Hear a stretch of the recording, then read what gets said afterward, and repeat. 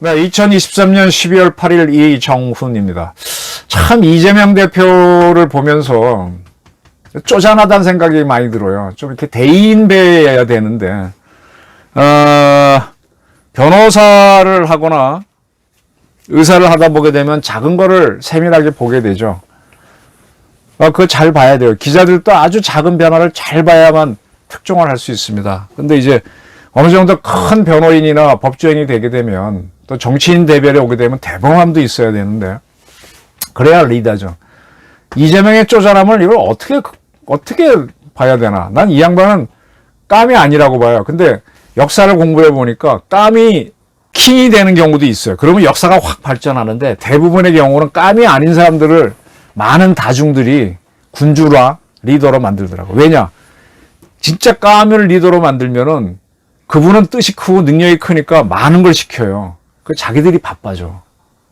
아주 절박할 때는 그런 사람을 리더로 모시는데 편하게 지내고 싶을 때는 안 씁니다. 그래서 깜이 대통령이 안 됩니다.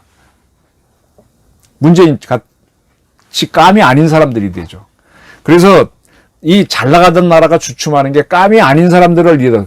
이승만, 박정희, 전두환은 다 위기시의 리더들이니까 깜이 되는 사람을 쓰는 거고 그 다음에 안정화되면서 누굴 써요? 김영삼이나 김대중, 노무현 이런 사람 써보는 거잖아요. 써보니까 어때? 좌파들 많이 나눠주고 뭐 하니까 좋잖아요. 세금 걷어갖고 국가의 활력은 죽지.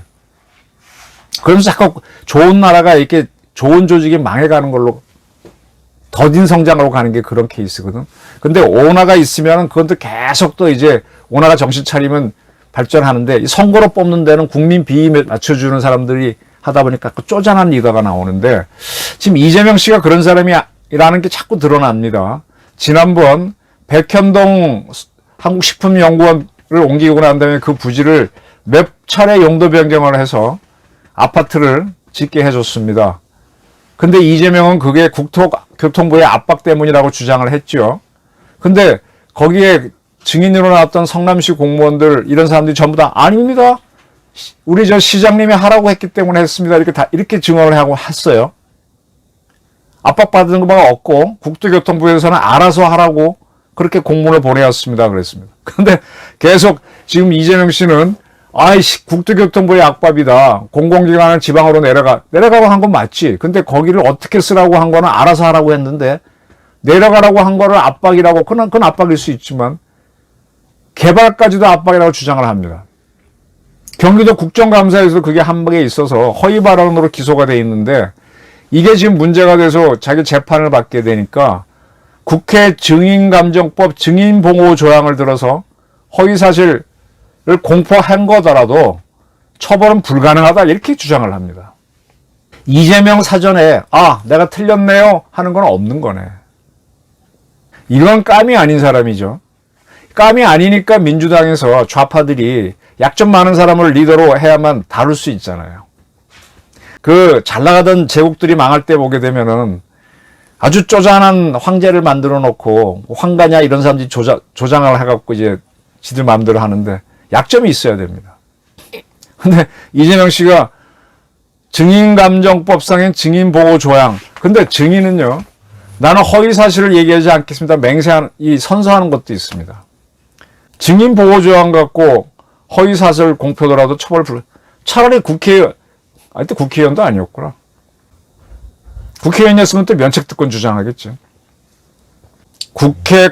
증인감정법을 근거로 위증이더라도 공직선거법상 허위사실 공표는 아니다.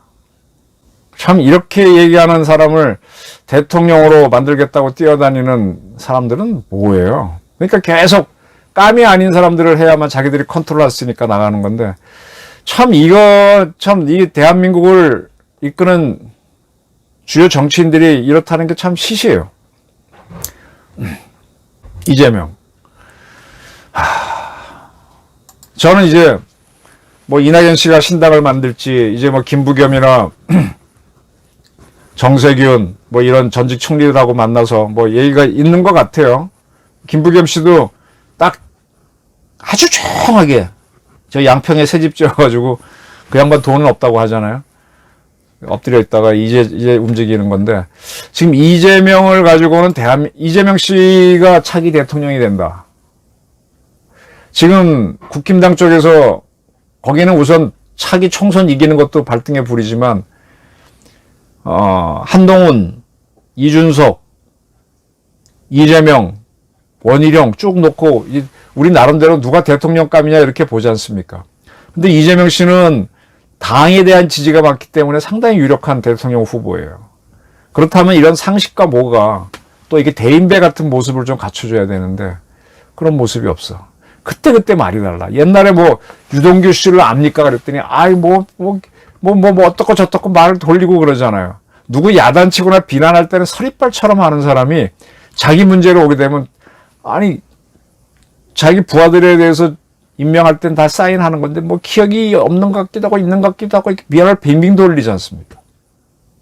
그리고 지난번에 단식을 하는 것도 그게 무슨 단식이야.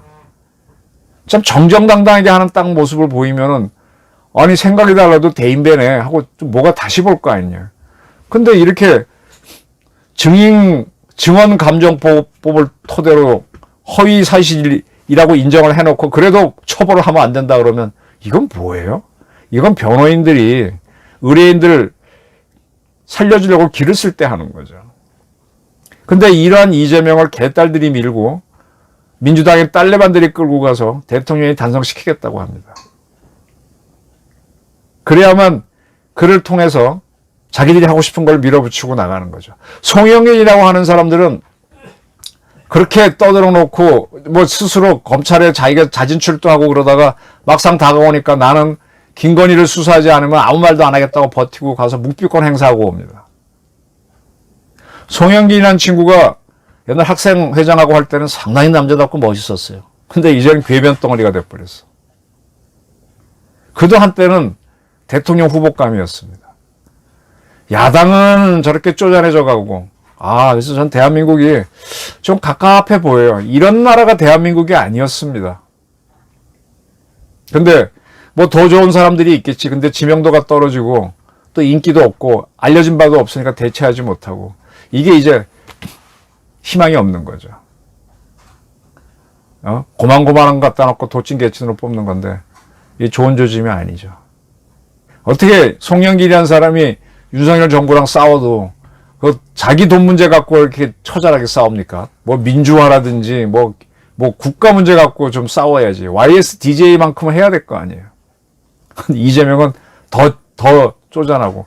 송영길도 뭐 이재명 정치인 되도록 길 만들어주고 짝짝꿍 한 사람들이니까 둘 다 걸려 있잖아. 참, 민주당 한심합니다. 네. 민주당도 숙고를 해서 또 호남에 계신 분들도 숙고를 해서 이재명 외에는 민주당은 대안이 없나 한번 생각해 보시기 바랍니다. 의외로 사람들은 많습니다. 네. 저희 불만스러운 의견이었습니다. 감사합니다.